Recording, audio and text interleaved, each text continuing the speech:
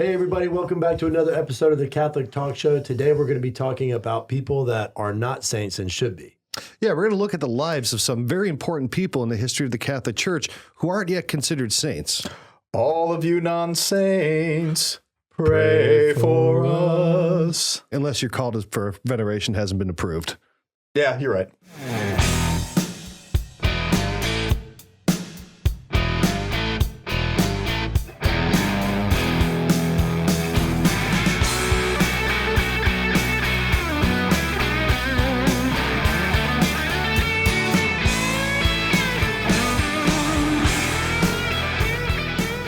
Looking forward to this episode, guys. Good to be back in the studio with you. Absolutely. It is great to be back in the studio. I love it. Some people like it. I love it, Ryan. Oh, they do.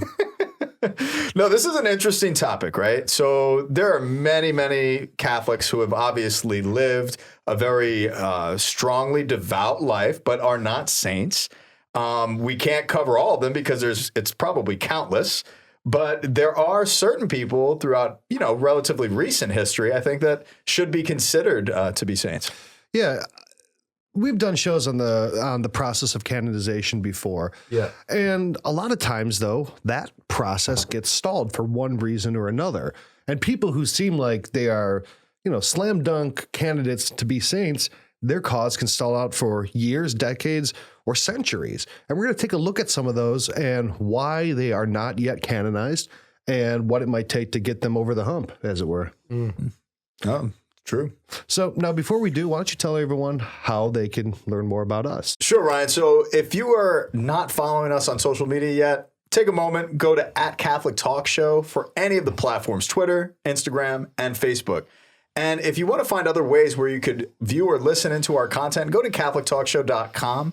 There you'll see all of the audio files in Spotify, Google Play, Stitcher for your commute. And then if you do follow us on YouTube, make sure that you click the button, subscribe, and then click the bell next to it so that no matter what we produce and when we set it out there, it'll populate in your feed. And we want to give a big shout out to all of our patrons. Thank you so much for financially supporting the show. We wouldn't be able to do it without you. It's our partnership that ensures content just like this gets out to as many people as we possibly can reach. And if you want to consider becoming a patron, go to patreon.com/Catholic Talk Show. There you'll see every way you could support us, and we truly appreciate it. All right. Thank you for that. No problem. So I think the first one to start with is a really interesting case. And he's the author of the second most read book in the history of Christianity, next to the Bible, and that's The Imitation of Christ by Thomas à Kempis. Yes. Thomas à Kempis's writings were probably the most influential spiritual guide in the church outside of Scripture. He's right up there with Augustine and, Teresa of Avila as far as spiritual writing giants. Mm-hmm. And you would think that this guy's obviously a saint. There was no sign of scandal. There was no, heretical statements. And in fact, his influence on the church is immense. But in the really interesting case of why he's not a saint, according to all reports, is that when someone is being considered for canonization, they will typically exhume their body to look for signs of incorruption. And when they looked for signs of incorruption with Thomas à Kempis and opened his casket, the inside of the casket was all scratched up and he had splinters under his fingernails, which meant Thomas à Kempis was likely buried alive. Now, being buried alive is, there are saints who are martyred by being buried alive. So that's not a reason to not be canonized. But that's like my worst fear, guys. I'm sitting here thinking, that's the worst. That's terrible.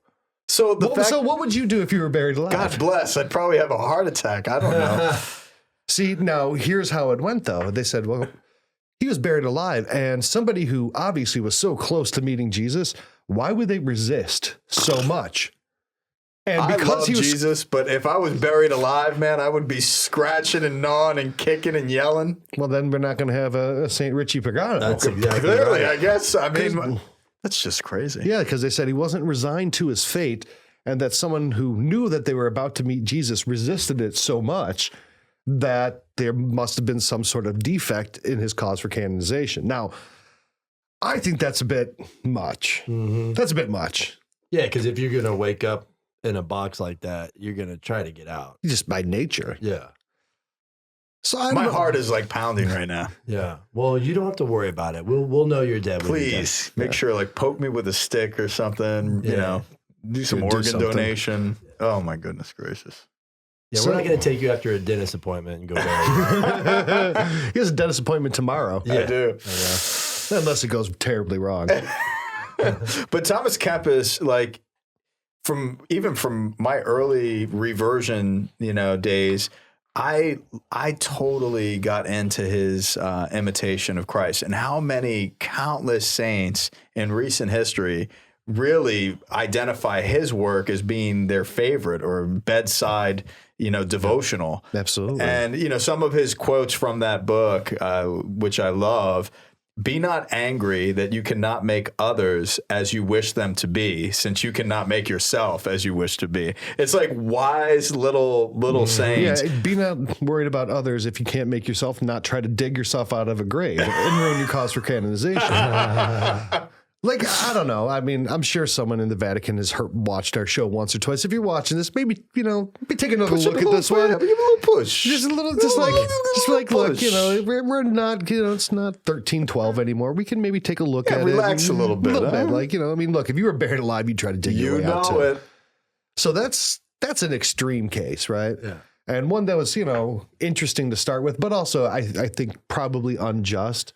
Now, another one that seems to me unjust, and this is a very recent one, and one who's very dear to us, and that's Fulton Sheen. Yeah. Yeah. His beatification was lined up. I mean, they had a date, everything, and then a bishop from New York objected, and his cause has been effectively put on the back burner indefinitely. And that's just tragic. And in all honesty, I've interacted with some of his peers over the years, just different priests that grew up with him and spent time with him. There was a lot of jealousy Around him, yeah. a ton of jealousy around him.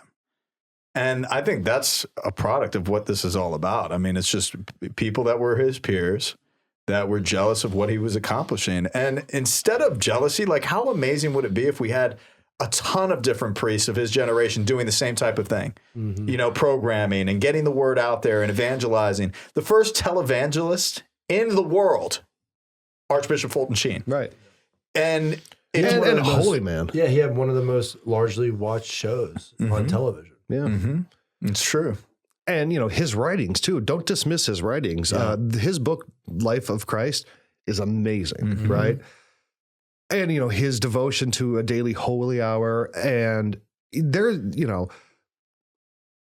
it would seem to be church politics at play here. That's the only thing that I can see. And now they'll try to say, well, there might be some concerns about his time as the bishop of handling of sex abuse, scandals. But that was all reviewed and approved. And it was basically just at the 23rd hour, just Reviewed stopped. and approved, not in the sense of him, culpable. mishandling, being Right. culpable. Right. But that after it was studied, he was deemed to not have those things holding him back from canonization. Exactly. Even during his life, there's a lot of, like you said, jealousy because, I'm sure there's priests who are jealous of you, right? For having whatever modest audience we have, or you're jealous of Schmitz or whatever, right? I am totally jealous. The thing too is you mentioned the politics is that there was even a bunch of politics and things going around just where his body was going to be. Right. Yep. Like, and then that was clearly in his will. And New York got in that situation. And, Archbishop Janke got his body back to Peoria where he was born. And then the objection comes from New York. It just seems too convenient to not be a little bit petty, right? And I think having Fulton Sheen as a saint, both for our times and in this country where we can celebrate a truly and uniquely American saint. And the call right now for evangelization to take place online. Right. What a perfect patron of that. Absolutely. Like, open the floodgates, brothers and sisters, let's get online and really share the beauty of our faith. Right. Yeah. And the other thing to consider here too is that you know, even though he's not canonized or may not be Beatified, beatified, you know, there are a lot of saints in heaven that have not been proclaimed by the church as well. So, I mean, we can't like lean in on the men in the church and say, hey, you know, if they say no, then, you know, but it is good to be able to bring him out and proclaim him as one. Yeah. And devotion and intercession is still called for. Like you can, it's still approved. Absolutely, it's still approved. Because he's a venerable, which being a venerable allows for that public cult. So I've got one. Who's that? That's probably not. I don't think it's on the list. All right, but it just dawned on me. Blessed Charles Foucault. Oh wow, He's the soldier in the spirit, dude. I mean, lived among the Muslims in the throes of the sufferings of Jesus of Nazareth, mystic in the desert, just was filled with love, Parisian playboy who had this unbelievable conversion. After the death of his parents, the death of his grandfather who left him his inheritance, he renounced all of it and lived poverty. I mean, Blessed Charles Foucault definitely needs to be advanced toward canonization. well, maybe you should keep up with the news. Which I rely on you. I rely on you. Pope Francis did announce that he is going to be canonized. No way. When is he getting canonized? Let me look for the date here. It doesn't say a date, but it was announced this year that he would be canonized. Praise the formally. Lord. there you go. I take it back. Maybe he's just here and Well, he maybe wants do, everybody like- to know to look for the date. Speak some more of these into existence, you know? Yeah. As they come. As Right. they come. Ding, ding. You talked about, public cult. G.K. Chesterton. He's I don't know, maybe almost like a precursor in style to Fulton Sheen, right? I mean, if you've never read his books, really check them out. They are amazing. Did he imbibe too much? Is that the thing that I Well, a good way to look at it is maybe they're having a problem picking his feast day because for every day Chesterton was obviously a feast day, right? It's not that they can't. It's not that there's he too knew many how to to choose live from. life though, man. I mean, he totally He did. never missed a pint. No, a pint or a pipe or a good book. That's a good one though. G.K. Chesterton. You know, I'd put Tolkien up there. I know you're not a fan of the trilogy. I have tried so hard to get into the Lord of the Rings because everyone speaks so highly of it. I'm just shocked. I know, and it seems like right in my wheelhouse. I mean, it's good writing. It's mystical and historical. It seems And you've got some Hobbit feet. I mean, the I shoes do. that you wear. I mean, it's like I know, and I tried to listen to it, and it's just like I got to hear about Bilbo Baggins's party preparations for 6 hours. It's like reading the book of Numbers. It's torturous. but that's his whole character, though. Well, That's Exactly. the heart of what a Hobbit is. Like your whole protagonist in the Hobbit and then in the Lord of the Rings. Like you have to capture that sense of their character. for 8 Tolkien, hours. yes, Tolkien has to develop a full sense of who these hobbits are. Chesterton, they actually did look into his cause, and the local bishop said, no, basically, because there's no, for 3 reasons, they said that there is no local cult. There's no one there like pushing it and praying for it. It really comes from like internationally from like his fans of his writings, It's not an organic, People that got to witness his life Yep. and were drawn into Christ to it. Yeah. And then they also said that they couldn't figure out any pattern of personal spirituality, any sort of extraordinary devotional life. And then the third was he's an intellectual though, right. Like Scott Hahn, like intellectual giant of a deposit of faith. Like we can't. I mean, that's just kind of crazy. Yeah. Thomas Aquinas is an intellectual giant, but he was also he was a mystic. He was a total mystic. And they're not seeing that with him. His writing is there, but then in his day-to-day life, he wasn't like the parents of St. Therese where they have a monastic cell upstairs. There's no real sense that was something that he did. And then the last is that there's charges of anti-Semitism towards him. Oh, really? For some of his writings, which is really ridiculous because, I mean, he was incredibly against the Nazis. He was, That's true. He was very vocal against the Nazis. He was very for founding a Jewish state, but at the time it maybe came off as a bit apartheid in nature, like send them somewhere else. Wow. But what he was saying is that they have the right to a homeland. So those are some of the things that are holding up Chesterton's, but the Society of Chesterton, they're still pushing forward. And I think there'll be movement one day on his, as soon as they can find out a feast day. Are there any miracles with him yet? Or? No, and that's the other thing. With all of these saints, a miracle really negates the need for this kind of debate. But then again, Fulton Sheen had the miracle. Yeah. He had the miracle and it was approved, so it's not always that cut and dry. Mm-hmm. So do you have Dorothy Day on there? Dorothy Day? I don't know too much about Dorothy Day. Yeah. Catholic worker movement, journalist, probably one of the biggest figureheads of the 20th century. Really when it comes to women's rights and really being a champion of intellectual discourse and political discourse on a national level. But it was charitable really person very, very, structural charity. Everything I've read about her, she's real kind of sharp wit, and very... She cuts through all the baloney with wisdom and insight. And maybe calls you out on your own stuff, But with love and and levity even too. She seems like she would have fit in with the Golden Girls. I'm not saying that in a bad way, but she, had that kind of acerbic wit that was clever and endearing at the same time, One of her quotes, "Don't call me a saint. I don't want to be dismissed so easily." Right. Exactly. That's, it's kind of like that. That's cute. Another one like Flannery O'Connor. Yeah, right? Another one too. And again, she's kind of running into basically cancel culture, which is she was very much a Southern woman, of the time. And her writings now interpreted by 21st century sensibilities seem less than the standard for racial sensitivity that's required nowadays.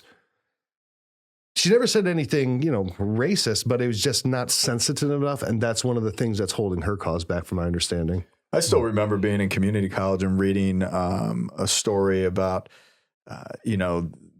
these guys that were going around thieving, and the protagonist interacted with this one almost on like a redemptive chord of calling to mind that this person is my brother.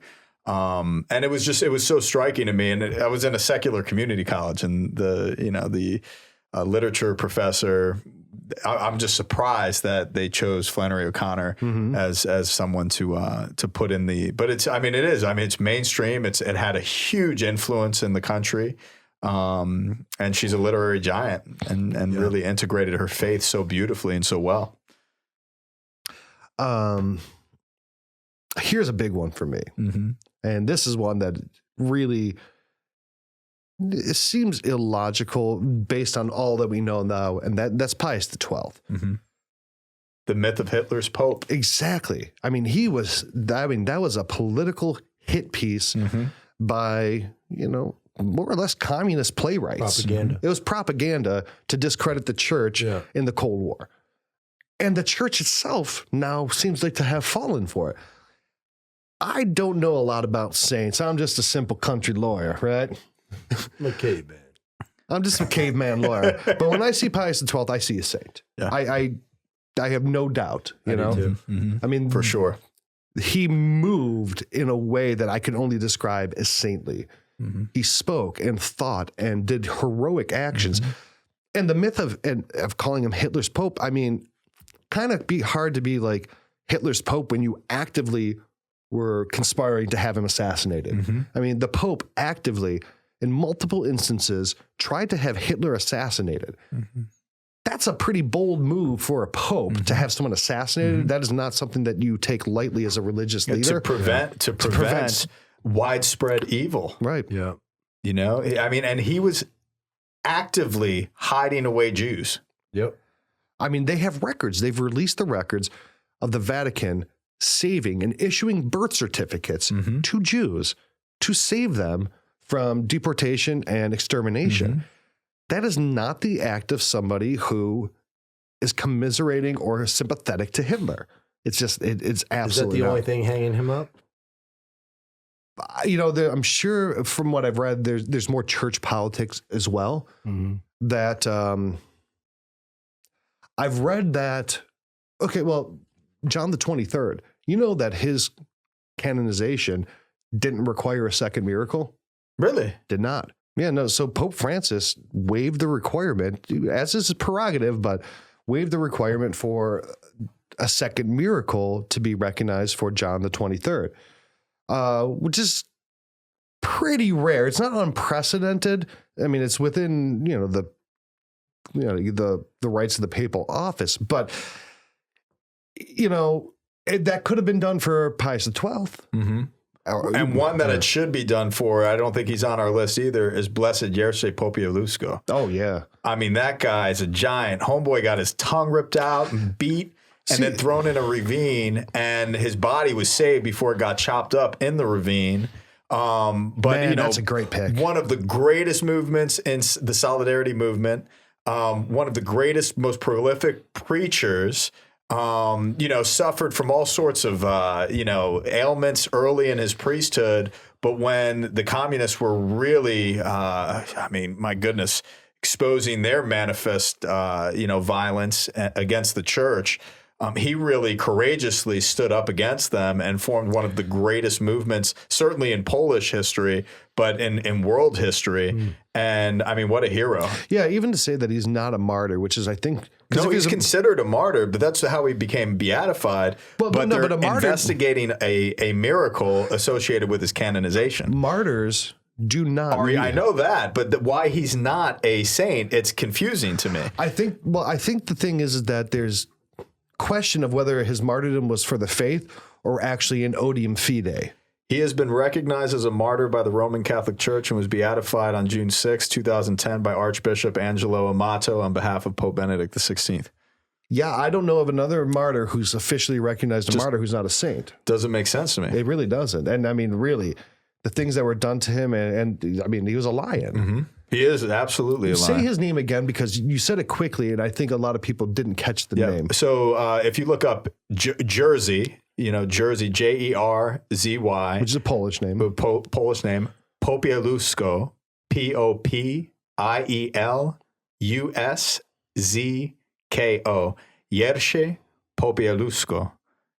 Popielusco.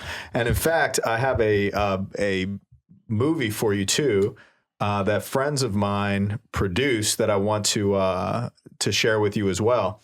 Oh, I think I know what movie you're talking about. I think I saw that actually. Yeah, it's Jerzy Popielusco, Messenger of the Truth. So if you look up Jerzy, Jerzy, Jersey, Messenger of the Truth. I'll put links to that. Yeah, it'll. I mean, it's just phenomenal. It's on Amazon Prime. If you have that, you can watch it pretty easily. And it's got a great cast, great director. It was locally funded in our diocese. Really? The Chartlands donate, a lot of money to make it happen. I was with a group in Poland with the Bleskowski brothers, Father Andy and Father Remek. They really inspired us with his story, and just to visit his tomb was one of the most impressive experiences of my life, praying next to his tomb and learning about him. But the production is outstanding, and I highly recommend taking a look at it. If you don't know anything about him, it would be worthwhile. Yeah, but that's really particular that, a martyr is not a saint. I've never heard of another like that. I mean, we've had on other shows where there was drug addicts who prayed to become a martyr so they'd get to heaven. Right. And they didn't receive Eucharist. Like that one, the heroin opium addict, that was amazing. Saint Mark G. Zien Tang. Yeah. Incredible. I probably butchered that, but it's pretty close. Saint Mark G. Zien Tang.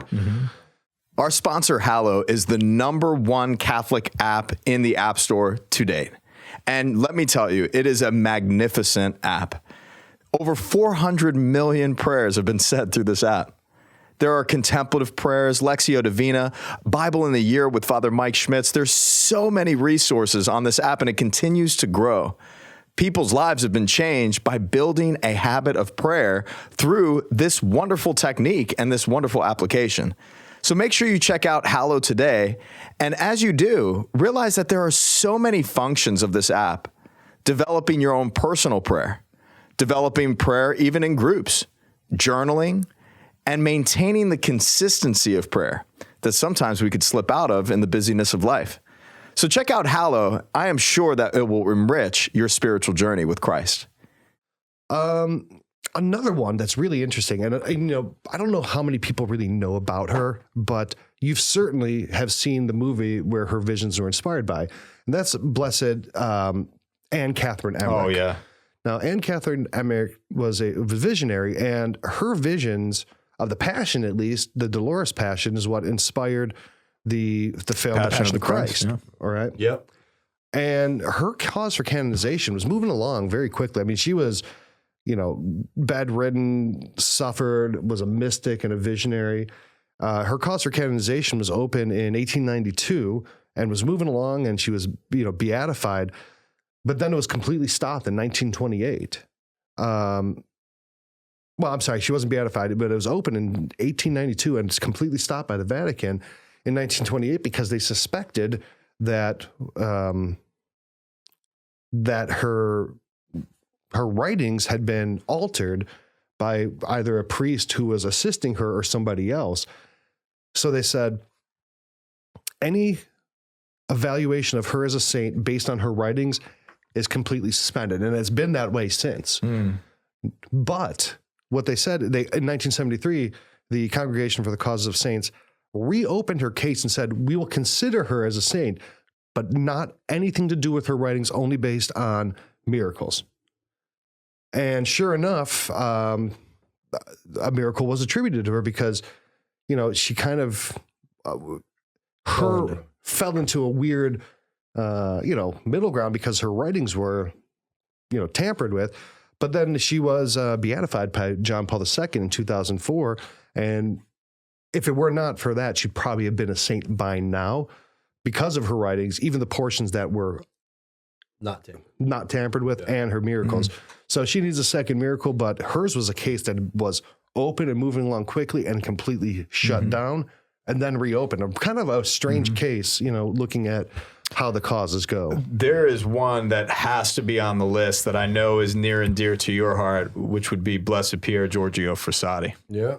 Yeah, I always thought he was going to be a saint. And he probably still will be, hopefully. What happened with his, it was going pretty good about 15 years ago. And then, really, he was at the heart of one of the World Youth Days. Right. Yep. And it hit, international recognition. Yep.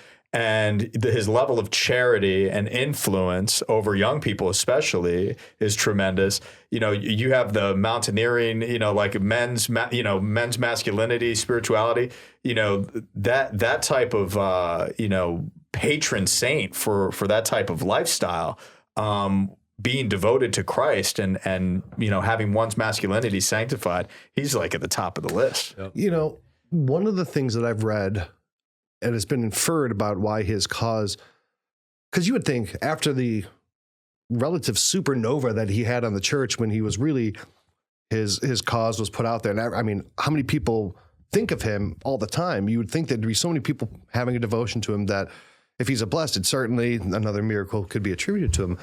But one of the rumors of why his cause has slowed down, or at least in the beginning wasn't even considered, was because of his girlfriend. Because, Pier Giorgio was, a dude, right? He's a mountain climbing, pipe smoking, back slapping guy, and he liked girls, right? Now, he wasn't doing anything immodest, but, he... So his ex-girlfriend caused a lot of drama? No, man, come on. No. Come on, man. No, but he was he's a red-blooded man who was attracted to a woman, and he was very in love with a woman. I believe her name was Laura Hidalgo. Whoa. Right? And a lot of that, because I think they would say they would sneak away and maybe kiss every now and again or something like that.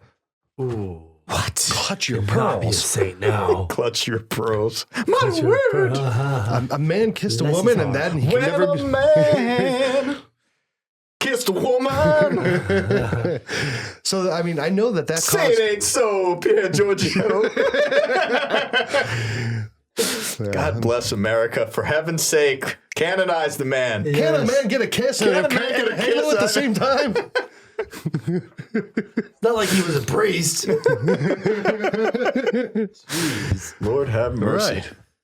You know, that would be like, you know, people saying, well, I don't know, Father Pagano can never be considered for a saint because he didn't think women, because he thought women were attractive, even though he was chaste. Like, you know, it doesn't make sense to me, but that slowed his cause down a little bit, which is weird. Now, another one. There's just no hope for me. The humanity of the all humanity. this. The humanity. Broken people. Broken people. Broken people with their modest 1920 style kisses on the cheek. Beatitude style, you know. He smoked a pipe. He shouldn't be a saint. That tobacco's no good for you. So good, You know. I mean, I bet you when he's kissing that girlfriend, they both smell like tobacco. It's like that Forrest Gump movie. He tastes like tobacco. But like, how many saints had used snuff? Yeah. A lot of them. A ton of them. Padre Pio. Padre Pio. Yeah.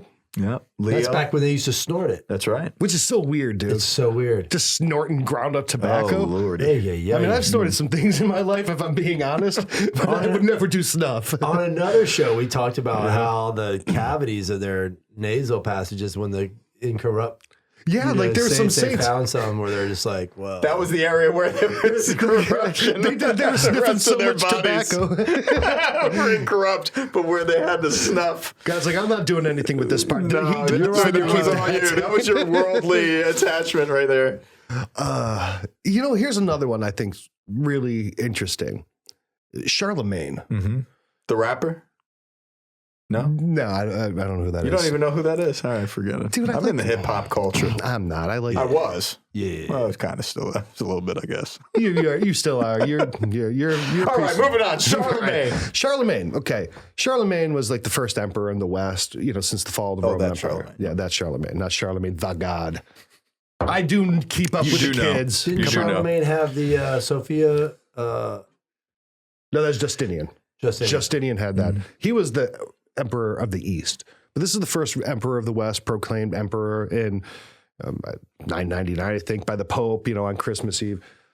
And here's something that's really interesting about his cause, because by any account, I mean, the impact that he had on Christianity and basically securing the existence of the Pope for generations because of his policies would get about just about anyone canonized, especially from back then when there wasn't such a scrutiny on maybe the way we think now. Yeah. But here's the thing. So there was a point where there was competing popes. There's an anti-pope. Okay. And so one of the things that this one anti-pope, Victor IV, did to try to curry favor and to prove, or maybe like get his position recognized, was everyone wanted Charlemagne to be a saint because it was obvious this dude's a slam dunk saint, right? So he's like, well, if I'm the one, that would be like, okay, there's two popes after the next conclave and no one's really sure. And they're like, well, let's canonize Fulton Sheen. The Americans will love that. And then he goes and does it. And everyone's like, oh, I love him. He's the Pope now, right? Like he's doing stuff for us. Well, anti-Pope Victor IV, to kind of get favor with the public and the other cardinals, canonized or beatified Charlemagne. Okay. Which was a just move, which would have happened anyway. But what happened was he didn't last. He didn't become Pope. He was always an anti-Pope. So all of his acts were completely expunged. Wow. So, and because of that, Guilty by association. Charlemagne is guilty by association and kind of became a hot coal that you can't touch, because it's like, well, we're not going to beatify a guy who was beatified by the anti-Pope. So he kind of got screwed over Poor here. Charlemagne, Yeah. man. That's terrible. Wrong place, wrong time. Absolutely. That's right. Yeah, pretty crazy, huh? So actually, I'm sorry. It was Paschal III. Ah. Was the Paschal anti-pope? was the anti-pope, yes. My apologies for my inaccuracies. Yeah. If anyone's ever listened to this in the future, considering my cause, it was an inaccuracy, and I repent from it fully. Well, I'm looking at this list, and there is Pope Benedict XI, Pope Eugene III, Pope Gregory X, Pope Innocent V, Pope Innocent XI, Pope Pius IX, Pope Urban II, Pope Urban V, Pope Victor III. All of these guys, all these popes are beatified. They're all blessed, but they're not saints. And there's so many more people who have been beatified that are not saints. So how do you become a blessed, though? Is it just your cases open up? Well, we've talked about this before, but there's a process. First, you're declared a servant of God, which is a recognition that you led a good and holy life devoted to God. Right. Then venerable, which will mean that basically a cult has grown up around you that seeks your intercession. Then blessed will be one miracle, and then saint will be that second miracle. That's kind of the yeah.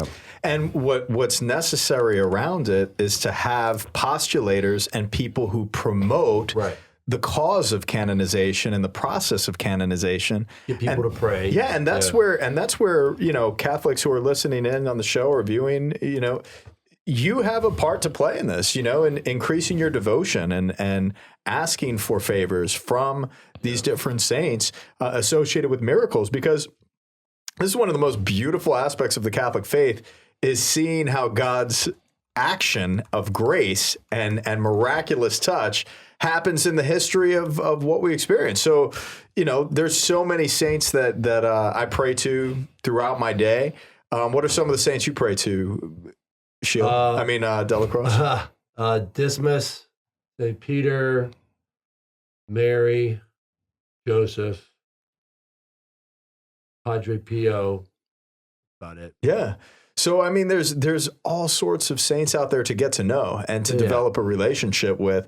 So make sure you're checking out, some of these beatified saints, the saints that, are on pause. I know I pray to Archbishop Fulton Sheen all the time. Mm-hmm. I have a beautiful image of him right over my computer, and I keep him in mind whatever work I'm doing in the church. He's an awesome example. Right. Imagine being that first saint who wasn't canonized. Because, let me take a look here. I'm going to look at my official list of popes. The first 35 were all canonized. Well, they were all martyred pretty much. Right. And then 37 through 49 were also canonized. So just one clunker in the middle there, I guess, Liberius, One clunker. 1 out of 50. Right? We have to look into Liberius sometime. That sounds like a show in and of itself. The little Pope engine who couldn't, I guess. Well, my brothers and sisters, we hope that you appreciated the show as much as we appreciated talking about some of these people that should be saints. And you too should be a saint. So my brothers and sisters, let's continue to pray for one another. That was good. Right? Yeah. We all are. We all called to be saints. And as we continue to grow in favor before God and man, let us look to the lives of the saints, because they give us a wonderful example of how to live and how to continue the beautiful work of proclaiming the gospel in our times. Thank you for connecting with us. Make sure you're subscribing on all of our platforms, and we'll see you next week.